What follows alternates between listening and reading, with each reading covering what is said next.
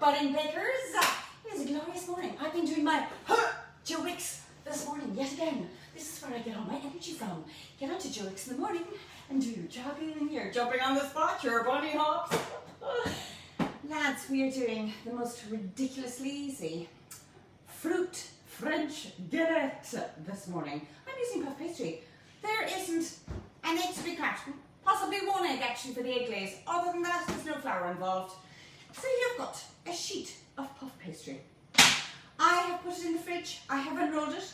I've kept it chilled. It is important to keep the puff pastry chilled. You don't want the butter to start to soften. So for today, we are doing a French fruit galette. We have got 250 grams of frozen raspberries and fruit, mixed fruit. These can be fresh, I'll explain in a minute. We've 2 tablespoons of corn flour, 100 grams of brown sugar. If you wish caster sugar, you can. I've got 2 tablespoons of raspberry jam and 2 tablespoons of ground almonds. Now, it's as easy as, with our puff pastry, I am going to prick the base with a fork, not all the way around, but just where I am going to put my fruit, just to create a little air pocket. Now, nobody wants a soggy bottom, so to prevent soggy bottoms, I am putting some jam on the base for my galette. So I have 2 tablespoons of raspberry jam. You can use 2 tablespoons of strawberry jam. You could use apricot jam. And all I'm going to do is smear the base of my tart with my jam. Now, the reason I am doing this creates a barrier for the base of the pastry so the pastry won't get soggy from the fruit. Because I am using frozen fruit has a tendency to weep all their beautiful fruity juices all over the place.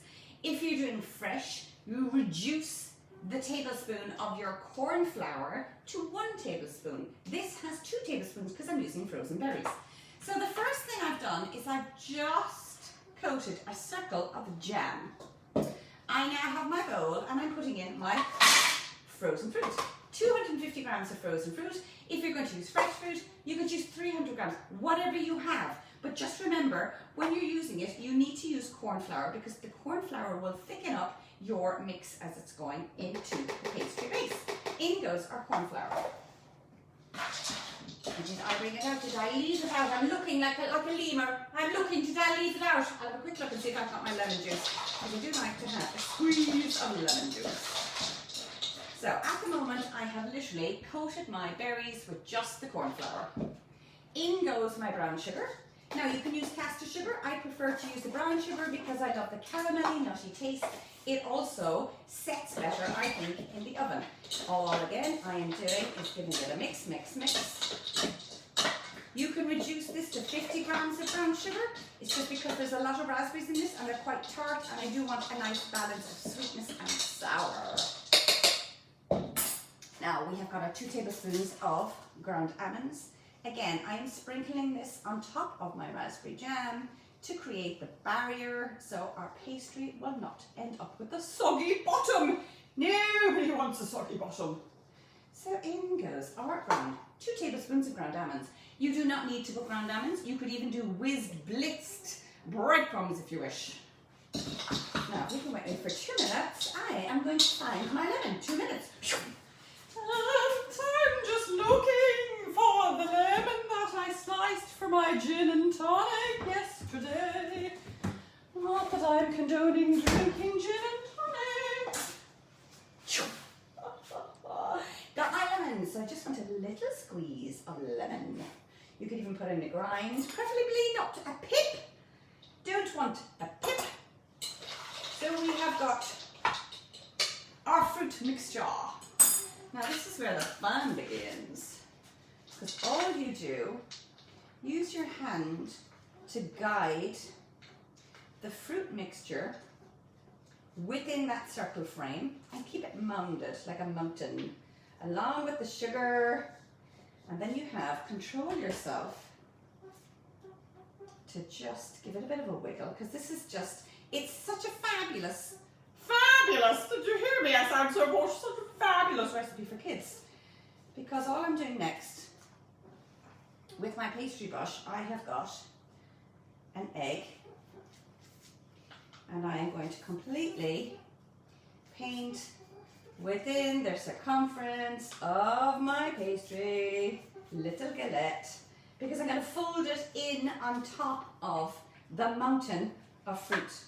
Now this is going to dissolve, it's going to reduce, and you will end up with this beautiful, almost fruit pie, open fruit pie.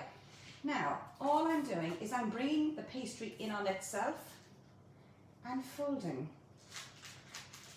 And folding, tiny bit of egg, and folding. I am just being cavalier, keeping it all together. It doesn't make a blind bit of difference what it looks like, because it's a rustic fruit French galette. Now, one of the things with this particular recipe is you need a really, really hot oven. You're dealing with puff pastry here. This has come out of a very cold fridge. It hasn't even had time to relax and chill, because you're going to put it straight into preheated oven at 220, really hot. I have now reduced it to 200. So just before you put in your galette, reduce it to 200. You need a super, super hot oven, because as you're putting it in, you want this puff pastry to explode. No soggy bottoms, crunchy base, delicious fruit. One of the things also, when this comes out of the oven, don't even think about eating it straight away. You need to have at least 30 minutes for this to cool down, if not even an hour. So all I'm doing here is I'm putting on crushed sugar nibs. And I'll see if I can put the link up on the Facebook, because I get these on Amazon, because I can't seem to get them anywhere. I have tried a few, and they're just fab.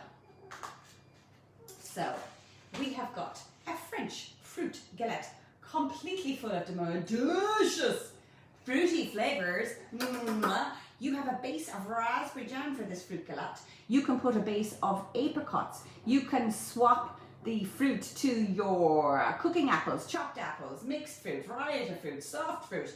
One of the things I love about the frozen fruit is because it's cheaper, I shove them into the freezer. I always have frozen fruit at hand.